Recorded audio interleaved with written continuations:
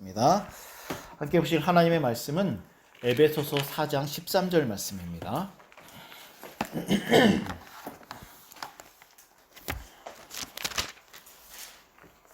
에베소서 4장 13절 말씀입니다.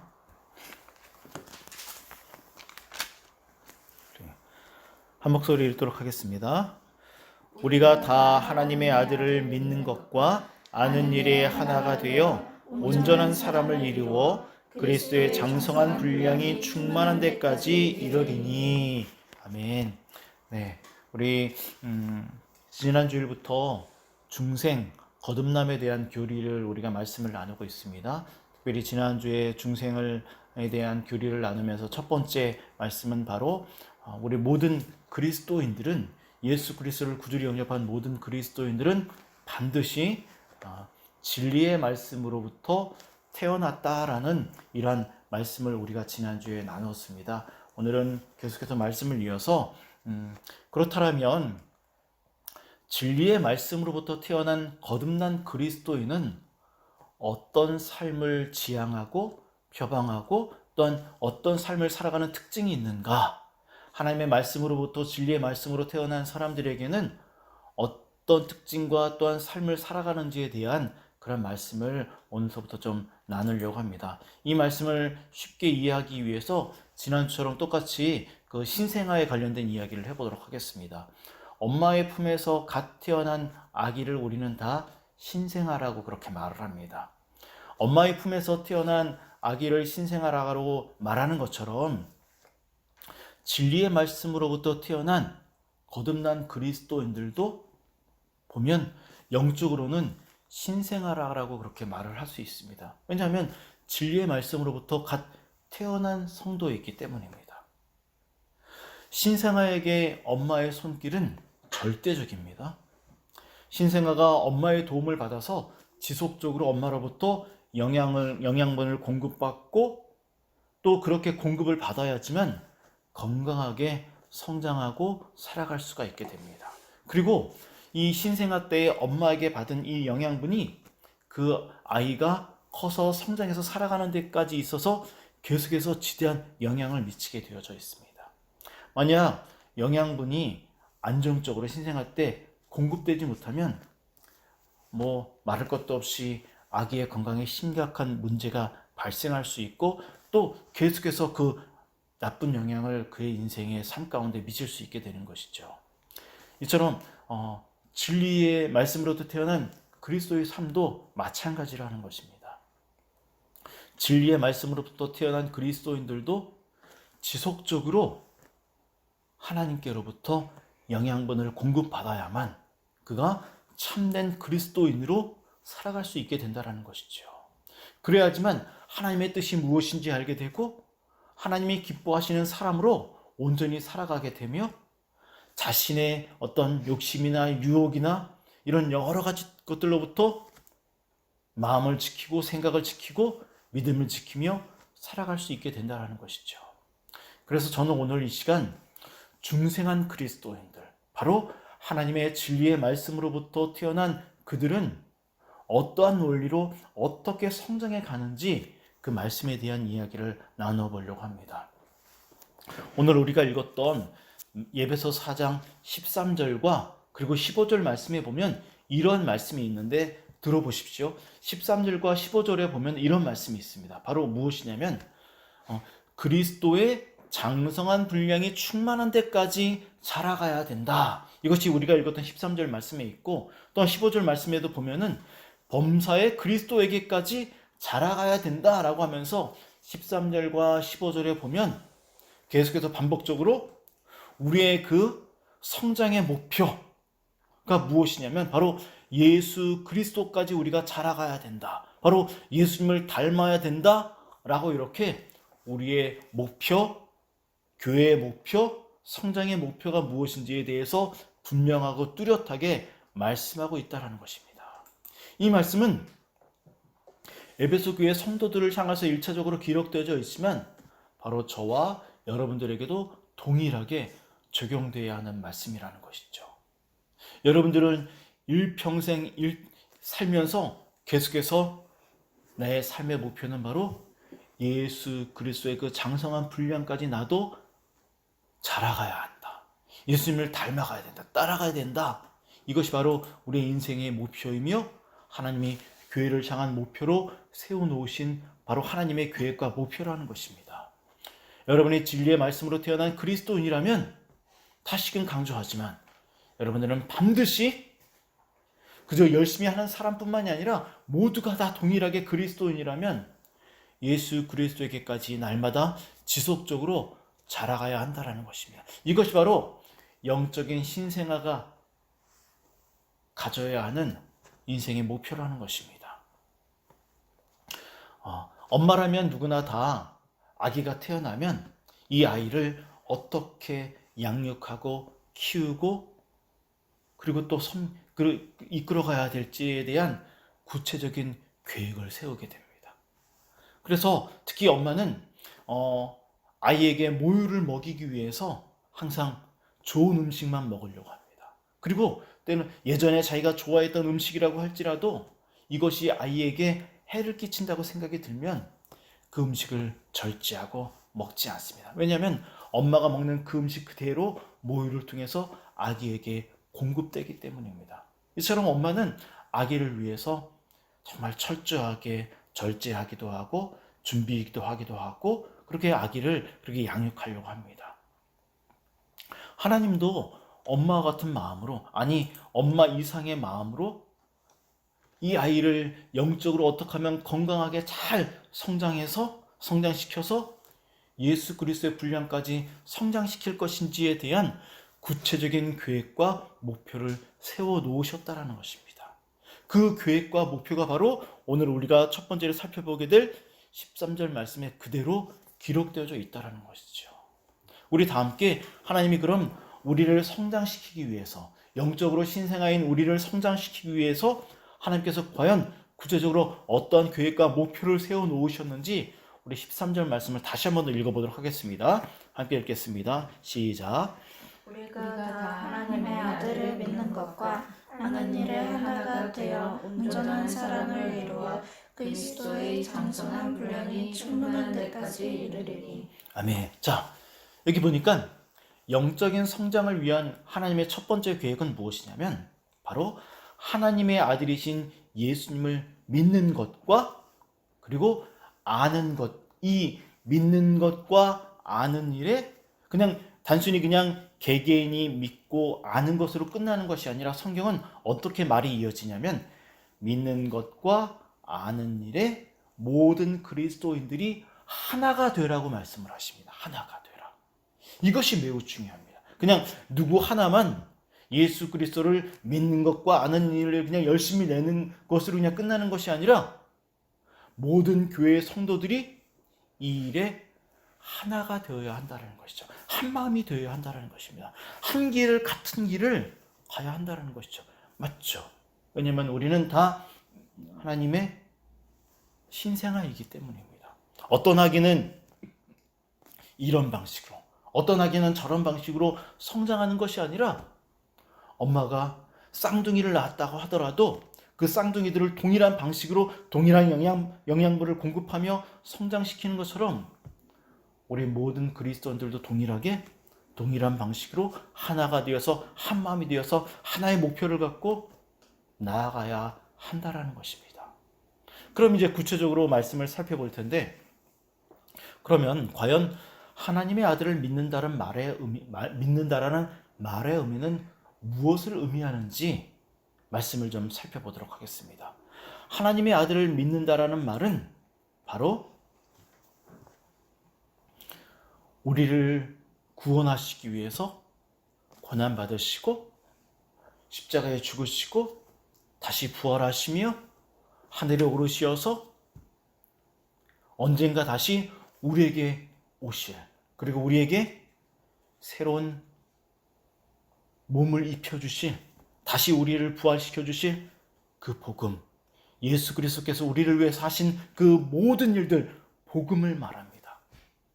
그리고 이것을 좀 더 구체화하면 무엇이냐면 바로 하나님의 말씀과 그리고 이 모든 복음과 하나님의 말씀을 체계화해 놓은 교리를 우리가 배우고 믿고 그 하나님의 말씀과 교리를 기반으로 해서 살아가게 될 우리의 모든 삶들을 말하는 것입니다. 이것이 바로 하나님의 아들을 믿는 믿음이라는 것입니다. 잘못된 해석이나 하나님의 말씀과 복음과 교리를 잘못 해석하거나 거짓된 교리로 우리의 신앙과 삶을 혼란스럽게 하고 어지럽게 하는 것이 아니라, 만약 그렇게 어려서부터 신생아인 아기가 그런 잘못된 것들로 양육되어지고 또한 성장된다면 그의 인생은 하나님으로부터 멀어지고 여전히 잘못된 삶을 살아가겠죠. 그래서 이 신생아가, 영적인 신생아가 바르게 체계적으로 진리로 온전히 그런 가르쳐지는 이런 하나님의 말씀과 교리로 양육되어지지 못하면 우리는 온전한 성장을 이룰 수 없다는 것이죠. 우리의 믿음의 대상이 무엇이어야 하는지에 대한 아주 귀한 말씀이 된다는 것이죠. 다음 주에도 계속해서 살펴보겠지만, 이 에베소서가 기록되어질 때 이 당시의 초대교회 당시에도 상황도 그렇지만 지금도 여전히 교회 안에, 몇몇 교회 안에 거짓된 가르침, 거짓된 교리, 이단의 무리들, 이런 것들로 인해서 얼마나 많은 사람들이 하나님을 떠나거나 배교하거나 잘못된 길로 가고 있는지, 우리는 이러한 많은 소식들을 성경을 통해서도, 또한 지금 현대를 살아가고 있는 이 세상에서도 우리는 이러한 안타까운 소식들을 들으며 살아가고 있습니다. 그래서 성경이 갓 태어난 신생아와 같은 성도들에게 무엇으로 우리가 성장되어져야 하는지에 대해서 그렇게 성경이 우리들에게 구체적으로 말씀하고 있다는 것이죠. 13절 말씀을 다시 보시기 바랍니다. 13절 말씀을 보면 하나님의 아들을 믿는 것과, 그리고 믿는 것으로 끝나는 것이 아니라 성경은 아는 일에 하나가 되라 라고 이렇게 말씀을 하고 있습니다. 아는 일에 하나가 되라.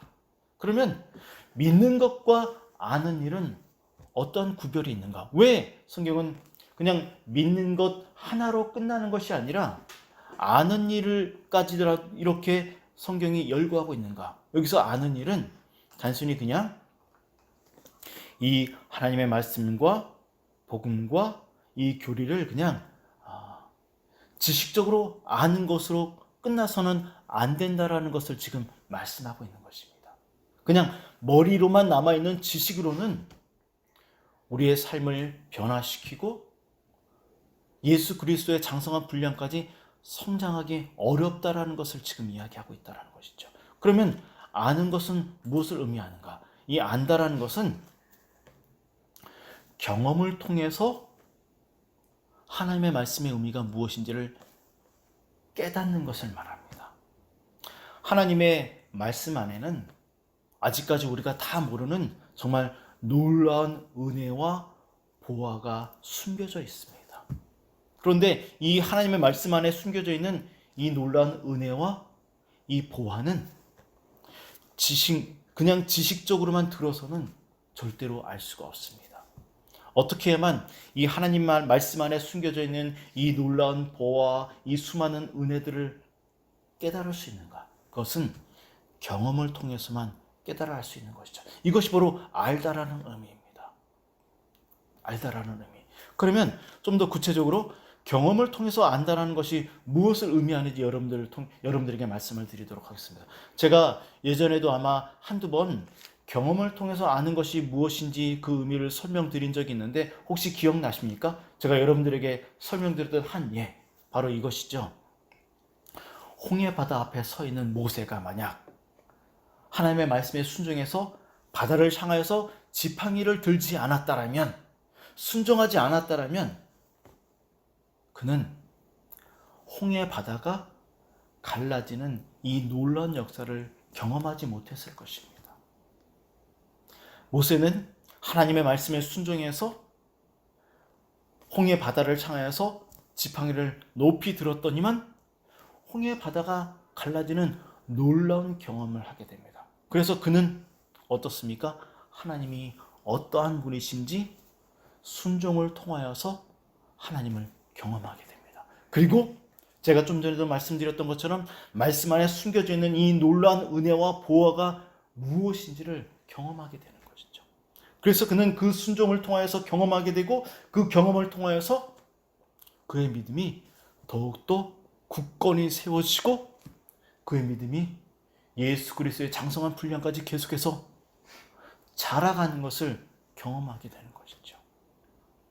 순종은 처음에는 우리의 인생 가운데 무거운 짐처럼 두려움 짐처럼 다가올 수가 있습니다. 마치 홍해 바다 앞에 서 있는 모세처럼 하나님, 지팡이를 든다고 바다가 갈라지겠습니까? 이런 두려움과 의심이 들 수가 있습니다. 하지만 그때 우리의 이 마음 안에 드는 이 의심과 두려움을 내려놓고 하나님의 말씀에 의지하여 순종하게 되면 그 순종을 통하여 우리는 놀라운 하나님의 은혜를 경험하게 되고 그리고 그 경험을 통하여서 하나님이 어떠한 분이신지 그리고 하나님이 이 말씀 안에 어떠한 놀라운 은혜가 보화가 숨겨져 있는지 경험을 통하여 알게 된다는 것이죠. 성경은 지금 이것을 우리들에게 말씀하고 있다는 것입니다. 이 하나님의 아들을 믿는 이 믿음과 하나님의 아들을 이 아는 이것이 무엇인지를 여러분들 아마 이해하셨을 것입니다. 이제 그럼 계속해서 말씀을 살펴볼 텐데 우리 13절 말씀을 다시 한번 더 읽어보도록 하겠습니다. 13절 말씀을 읽겠습니다. 시작. 우리가 다 하나님의 아들을 믿는 것과 아는 일에 하나가 되어 온전한 사람을 이루어 그리스도의 장성한 분량이 충분한 데까지 이르리니. 네, 말씀을 보니까 하나님의 아들을 믿는 것과 아는 일에 하나가 되라. 하나님의 아들을 믿는 것과 아는 일에 열심을 내라 라고 끝나는 것이 아니라 하나가 되라 라고 말씀하고 있는 것에 여러분들 집중하셔야 됩니다. 이 문제는 나 하나의 문제로 끝나는 것이 아니라는 것입니다. 우리가 특히 우리 주품교회가 이 일에 하나가 되어야 한다는 것입니다. 이 일에 하나가 되지 못하고 우리가 이 일에 마음을 두지 못하고 우리가 이 일에 진력하지 못하면 우리는 다른 방법으로는 예수 그리스도의 장성한 분량까지 성장할 수 없고 그리고 계속해서 영적인 신생아로 머물러 있고 그리고 그는 그로 인해서 어려움이 발생할 수밖에 없습니다. 어려움이 생기고 그리고 제가 결혼해서 살고 이제 이 나이가 먹으니까 인생에는 끊임없이 어려움이 발생을 하게 됩니다. 끊임없이. 그것이 인생입니다. 인생은 참 고단합니다. 그런데 그 고단한 인생 가운데서 만약 우리가 그리스도의 장성한 분량까지 복음을 의지하여 그리스도의 놀라운 사랑을 알아가지 못한 상태로 그냥 멈춰져 있다면 우리는 그 어려움 가운데서 넘어질 수밖에 없고 그리고 힘들어할 수밖에 없다라는 것이죠. 하나님이 교회를 세우시고 그리고 그 교회를 향한 구체적인 목표와 계획을 세워 놓으셨는데 그것은 바로 이 13절의 말씀의 방식을 통하여서 우리가 성장하는 것입니다. 성장하는 것.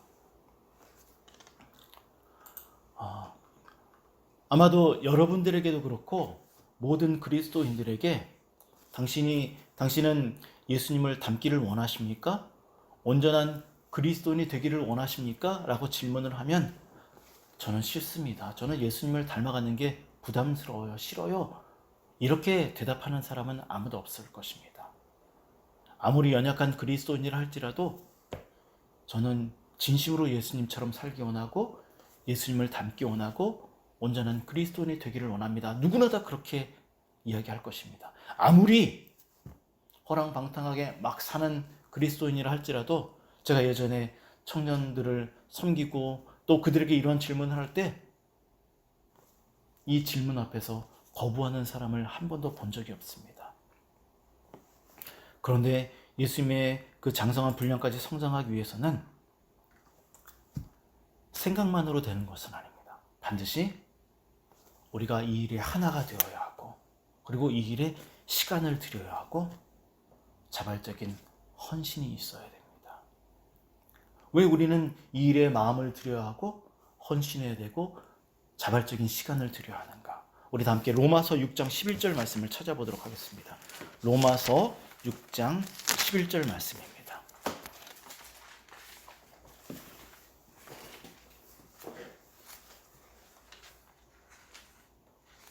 네, 6장 11절 함께 읽겠습니다. 이와 같이 너희도 너희 자신을 죄에 대하여는 죽은 자요 그리스도 예수 안에서 하나님께 대하여는 살아있는 자로 여길지어다. 아멘. 여기 보니까 로마서 6장 11절 말씀을 보니까 그리스도인의 삶에 있어서 가장 두드러지게 나타나는 특징이 무엇인지에 대해서 말씀을 하고 있습니다. 그리스도인의 삶에 있어서 가장 특징적으로 나타나야 되는 삶의 어떤 목표와 태도, 방향은 무엇이냐면 바로 죄에 대하여는 죽는, 이전에 하나님을 믿지 아니하고 육신을 따라서 살던 삶에 대해서는 이제 거부하는 것이죠. 그리고 그 거부한 그 마음의 태도가 어디를 향하여서, 누구를 향하여서 펼쳐지냐면 바로 하나님께 대하여, 하나님을 향하여, 하나님을 위하여 살아가는 삶이 된다라는 것입니다. 예수님이 우리를 대신해서 십자가에서 죽으신 이유가 바로 여기 있다라는 것입니다.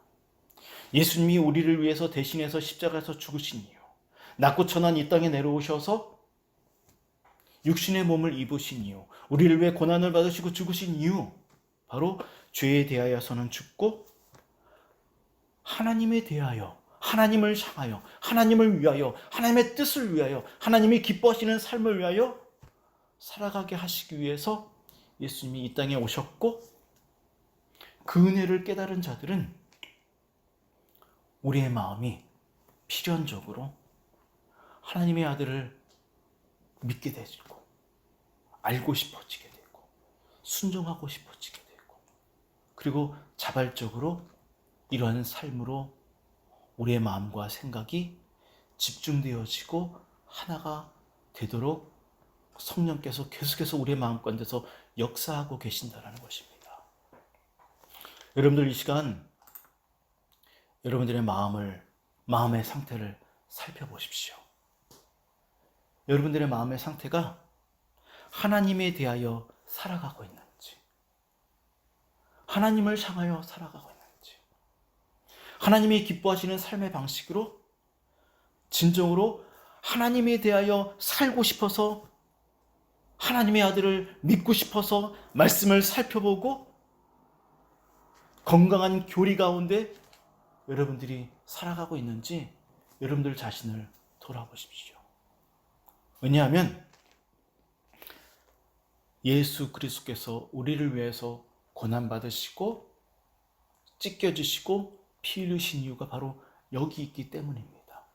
이 은혜를 공급받은 자들은 필연적으로 하나님에 대하여 살아갈 수밖에 없다는 것입니다. 그 은혜가 너무나 크고 복음의 능력이 너무나 크기 때문에 우리의 인생을 그렇게 이끌어갈 수밖에 없다는 것입니다.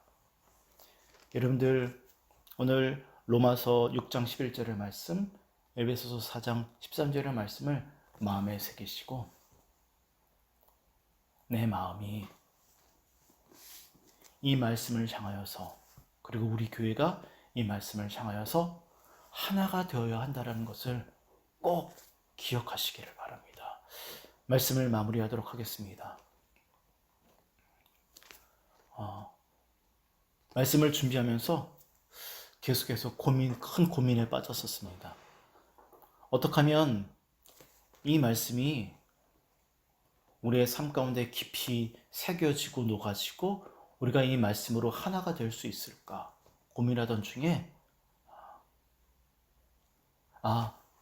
예수님이 우리를 위해 죽으신 이유가 여기 있구나, 이 사실을 다시 한 번 더 깨달으면서 맞아, 복음의 능력, 그 은혜가 얼마나 귀하고 가치 있고 소중한지 우리가 알게 된다면, 그 은혜가 얼마나 감사한지 알게 된다면, 여전히 죄와 허물 가운데 있음에도 불구하고 우리를 책망하시지 않고 정죄하시지 않고 우리의 마음을 이끌어 복음 가운데로 다시 돌아오게 하시는 이 하나님의 은혜가 얼마나 큰지 안다면 우리는 자발적으로 일을 하게 된다는 것이죠. 복음이 우리의 삶 가운데서 하는 일 중에 하나가 무엇이냐면, 너 여전히 이렇게 부끄럽게 살아가고 있니? 정죄하는 일을 하는 것이 아니라 복음이 우리의 삶 가운데 와서 우리를 잠시 부끄럽게 합니다.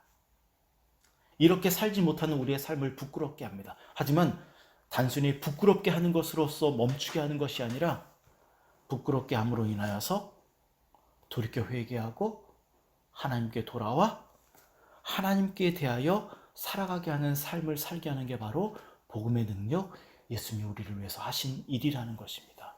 따라서 여러분들 언제나 힘들고 어려울 때마다 예수 그리스도를 바라보십시오. 그러면 그분께서 우리의 마음을 돌이켜서 하나님께 대하여 살아가게 하는 힘을 주실 줄을 믿습니다. 이번 한 주도 그렇게 살아가는 여러분들 되기를 주님의 이름으로 축원합니다. 다 함께 기도하도록 하겠습니다.